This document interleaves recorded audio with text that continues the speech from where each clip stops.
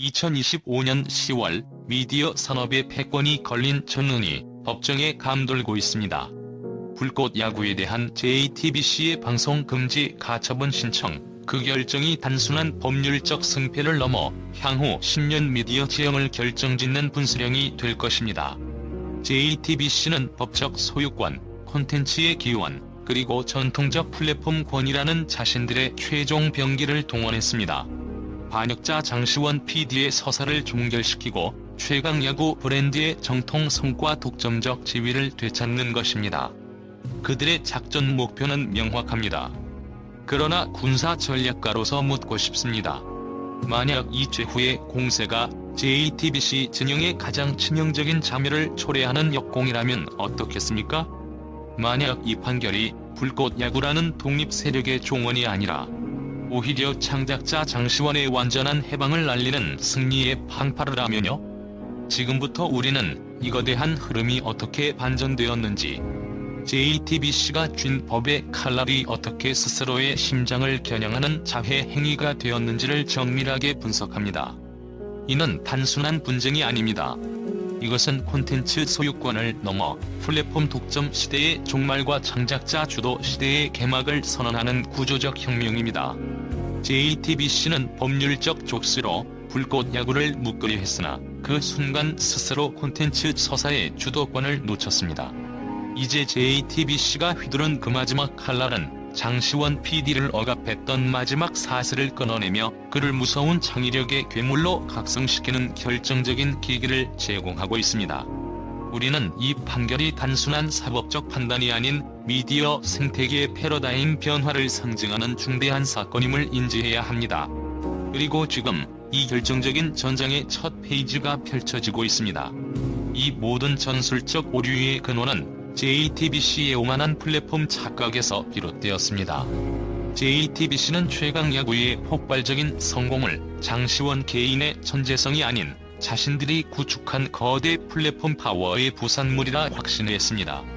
이는 기존 미디어 산업이 수십 년간 고수해온 채널 권력 지상주의의 맹목적인 발로였습니다. 이 오판을 기반으로 그들은 냉철한 시장 분석 대신 포맷의 대체 가능성이라는 위험한 가설에 베팅했습니다. 창작자 장시원을 시스템에서 배제하고도 최강야구라는 브랜드와 포맷만으로 충분히 성공을 이어갈 수 있다는 자본과 구조 중심의 치명적인 결단을 내린 것입니다. 바로 여기에 그들의 첫 번째 자가 당착, 즉 족쇄가 놓여 있었습니다. JTBC는 무심코 우리 없이는 넌 아무것도 아니다. IP는 플랫폼의 소유물이다라고 선언한 셈이며 이는 디지털 시대의 창작자 경제 트렌드를 정면으로 거스르는 행위였습니다. 이 선언은 불꽃 야구라는 독립적 콘텐츠의 탄생과 JTBC의 첫 번째 패배를 동시에 알리는 신호탄이었습니다. 장시원은 이 오만한 도발에 침묵하거나 타협하지 않았습니다. 그는 즉각적으로 유튜브라는 거대한 게릴라전 무대로 전진했습니다. 그의 전략적 한마디, 가장 큰 플랫폼에서 방송하겠다는 선언은 JTBC가 덫이 우려던 쫓겨난 자 혹은 소속을 잃은 자의 프레임을 단숨에 붕괴시켰습니다.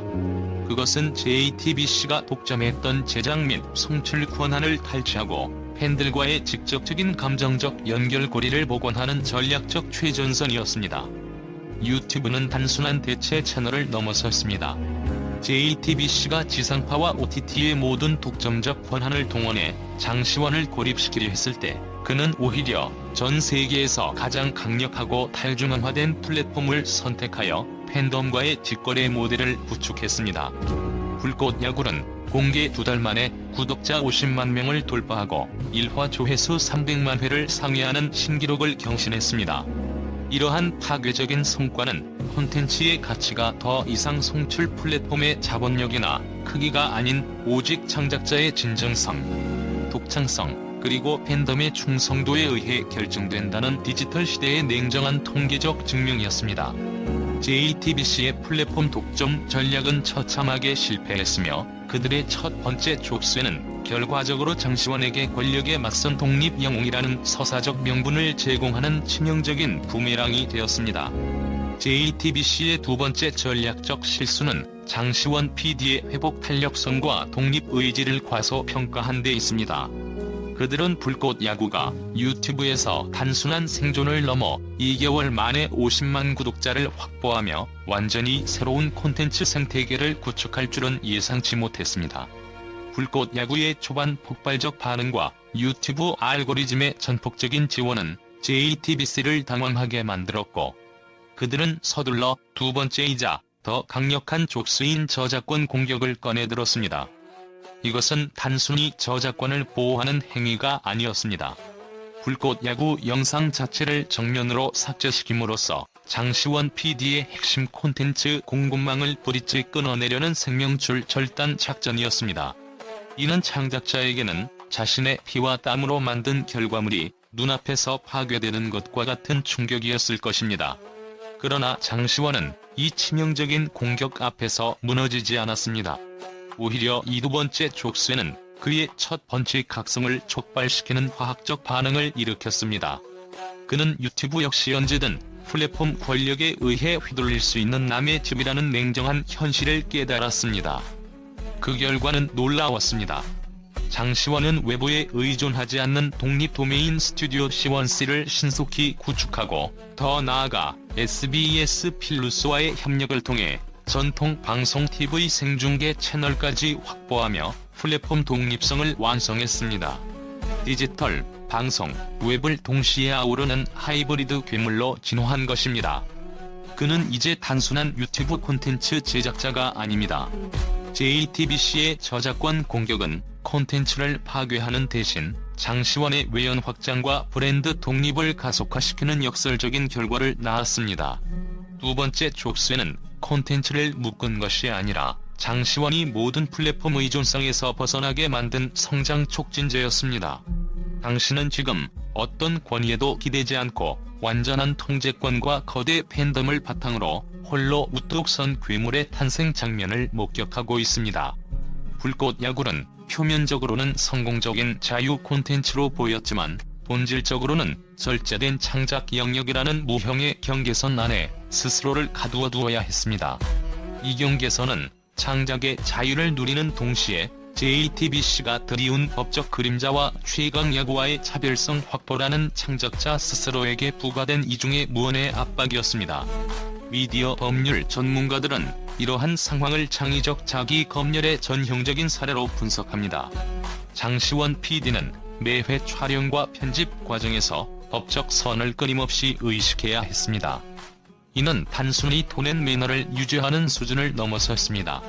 특정 선수들의 감정적 리액션의 강도, 경기 하이라이트의 편집 각도, 심지어 배경음악의 선정에 이르기까지 모든 요소가 JTBC가 주장할 수 있는 모방 또는 유사성의 프레임에 걸리지 않도록 고도의 주의를 기울여야 했습니다. 이러한 심리적 제약은 콘텐츠의 날 것 그대로의 진정성이라는 핵심 잠재력을 억누르는 족쇄로 작용해왔으며, 그러나 이 모든 심리적, 법률적 구석을 완전히 깨뜨릴 수 있는 결정적인 운명의 순간이 코앞으로 다가왔습니다. 이는 제작 효율성을 떨어뜨리는 주요 원인이었습니다. 법원이 JTBC의 신청을 기각할 경우 이는 단순한 소송 승리를 넘어섭니다. 바로 2025년 10월의 방송 금지 가처분 판결입니다. 이는 장시원 PD가 더 이상 경쟁사의 눈치를 보거나 자기 검열을 할 법적, 심리적 이유가 완전히 소멸됨을 의미합니다. 판결은 창작의 완전한 해방이자 콘텐츠에 대한 표현의 절대 자유가 제도적으로 공인되는 순간이 될 것입니다. 해방 이후의 콘텐츠 비전 슈퍼 리얼리티의 구현 창의성의 족쇄가 풀린 이후의 불꽃 야구는 슈퍼 리얼리티 포맷으로 진화할 가능성이 높습니다. 지금까지는 법적 분쟁을 우려하여 담지 못했던 3시간 분량의 압축 없는 다큐멘터리형 에피소드가 가능해집니다. 이는 편집의 마법에 의존하지 않고 실제 선수들의 벤치 내 은밀한 대화, 사적인 갈등, 그리고 패배 후 라커룸의 처절한 분위기를 있는 그대로 보여주게 될 것입니다. 즉, TV 방송의 규격화된 포맷과 유사성 소송의 위협이라는 두 개의 족쇄가 사라지면서 오직 진정성과 깊이로 승부하는 궁극의 크리에이티브가 세상에 풀려나게 됩니다. JTBC의 방송 금지 전략은 불꽃을 끄려는 시도였지만 아이러니하게도 장시원 PD에게 법적 면죄부와 초고의 크리에이티브 환경을 동시에 제공하는 예상치 못한 반전의 선물이 된 것입니다. 장시원 PD는 이 판결을 통해 단순한 PD를 넘어 창작의 자유를 쟁취하고 미디어의 구시대적 권위를 해방시킨 역사적 선구자로 미디어 역사에 기록될 것입니다. 미디어 경제 전문가들은 창작자의 자유도가 극대화될 때 해당 콘텐츠의 IP 가치와 글로벌 OTT 시장에서의 확산 잠재력이 기존 대비 최소 30%에서 최대 50%까지 폭발적으로 증폭될 수 있다고 분석하고 있습니다. 10월 판결은 이러한 폭발적 성장 잠재력을 여는 핵심적인 트리거입니다. 우리는 지금 장시원이라는 괴물은 어떻게 탄생했는가? 그리고 그 괴물을 만든 진짜 원흉은 누구인가? 라는 두 가지 핵심 질문에 직면해 있습니다. 불꽃 야구의 급부상 뒤에는 단순히 콘텐츠의 재미를 넘어서는 복합적인 서사 구조가 숨어 있습니다. 그 중심에는 JTBC가 전략적으로 던진 두 개의 족쇄가 자리하고 있습니다. 첫 번째는 창작자를 무단으로 내쫓음으로써 독립의 명분을 부여한 행위. 두 번째는 저작권이라는 구시대적 법적 수단으로 그를 희생자 또는 순교자의 서사적 지위로 격상시킨 행위입니다. 이 두 가지 족쇄 전략은 의도와는 완전히 정반대의 결과를 초래했습니다. JTBC는 장시원을 무너뜨리려 했으나 결과적으로 그의 서사를 극적으로 부각시키고 대중적 공감을 극대화하는 최고의 홍보물을 스스로 만들어준 꼴이 되었습니다. 장시원은 이제 억압을 이겨낸 창작 영웅, 구시대적 권력에 맞서는 크리에이터, 그리고 진정성을 증명한 디지털 리더로 확고히 자리 잡았습니다. 여기서 우리는 근본적인 질문을 던져야 합니다. 과연 JTBC의 진짜 전략적 실수는 무엇이었을까요? 시청자 여러분은 다음 세 가지 선택 중 어떤 것이 가장 위험했다고 분석하십니까?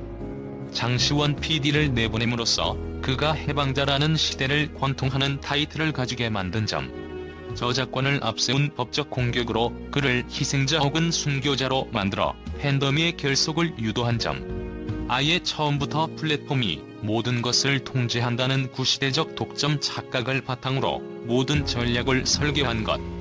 이 질문은 단순한 오답 찾기가 아닙니다. 우리는 지금 플랫폼 대창작자, 구조 대 개인, 자본 대진정성이라는 거대한 시대 전환의 분기점을 목격하고 있습니다. 결국 JTBC의 가장 치명적인 실수는 콘텐츠의 시대적 패러다임이 창작자와 서사 중심으로 완전히 전환되었다는 미디어 생태계 구조적 변화를 읽지 못한 데 있습니다. JTBC는 자신들이 장시원이라는 개인과 1대1 전투를 벌이고 있다고 오판했습니다. 하지만 그들이 직면한 현실은 콘텐츠를 지지하는 팬덤 전체와의 전면전이었습니다. 불꽃 야구를 열렬히 지지하는 팬들은 단순한 시청자나 구경꾼이 아닙니다. 그들은 이제 이 콘텐츠를 적극적으로 지키고 자발적으로 퍼뜨리며 그 서사를 지속시키는 콘텐츠 군대로 조직화되었습니다. 그들의 이름은 무시스. 이들은 장시원이라는 상징을 중심으로 하나의 강력한 디지털 공동체를 형성하고 JTBC의 모든 공격에 체계적으로 대응하는 콘텐츠 방어선 역할을 수행합니다. 어떤 전통적 플랫폼도 이런 유기적인 충성도와 자발적인 행동력을 만들어낼 수는 없습니다. 이는 브랜드에 대한 충성이 아닌 창작자가 겪는 부당한 서사를 함께 지킨다는 감정적 결속에서 비롯되기 때문입니다. JTBC가 간과한 건 바로 이 팬덤의 무기화 지점입니다.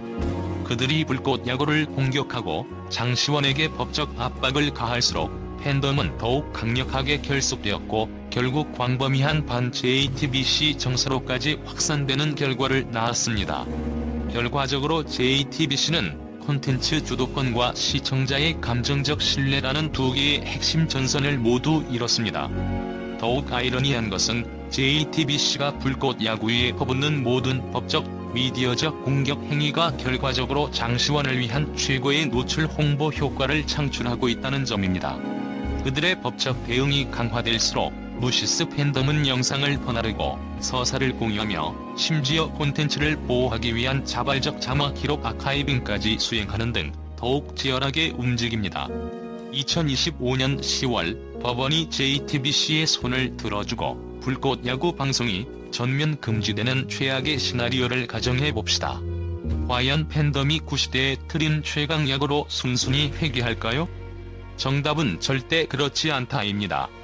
팬들은 JTBC라는 구태의 틀이 아닌 진심이 살아있는 다음 세대 콘텐츠를 선택할 준비가 되어 있습니다. 반대로 법원이 가처분 신청을 기각한다면 JTBC는 법적 정당성마저 잃은 채 창작자 탄압, 팬덤 억압, 콘텐츠 검열이라는 삼중 비난의 폭풍에 직면하게 됩니다.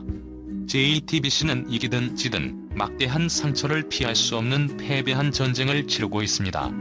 정말로 중요한 전선은 법원이 아닌 시청자들의 감정적 로열티에 존재하며 그 전선에서 이미 장시환은 승리했습니다. JTBC는 우리가 곧 플랫폼이다라는 낡은 신념 아래 장시환을 축출했고 저작권이 우리의 무기다라는 논리로 그의 콘텐츠를 공격했습니다. 그러나 그들은 서사가 플랫폼을 움직이는 시대라는 결정적인 패러다임 변화를 완전히 간과했습니다. 진짜 왕은 콘텐츠의 진정성, 팬덤의 충성도, 그리고 창작자의 서사입니다. 플랫폼은 더 이상 미디어 왕좌가 아닙니다. 장시원 PD는 이 세 가지 핵심 동력을 모두 손에 넣었으며 JTBC가 휘두른 족쇄는 그를 묶은 것이 아니라 그의 괴물적 진화를 불가역적으로 가속화시켰습니다. 불꽃 야구는 더 강해졌고 더 자유로워졌으며 더 많은 지지를 얻었습니다. 서사를 가진 창작자가 왕이 되는 이 시대, 미디어 역사의 새로운 한 줄이 지금 완성되고 있습니다.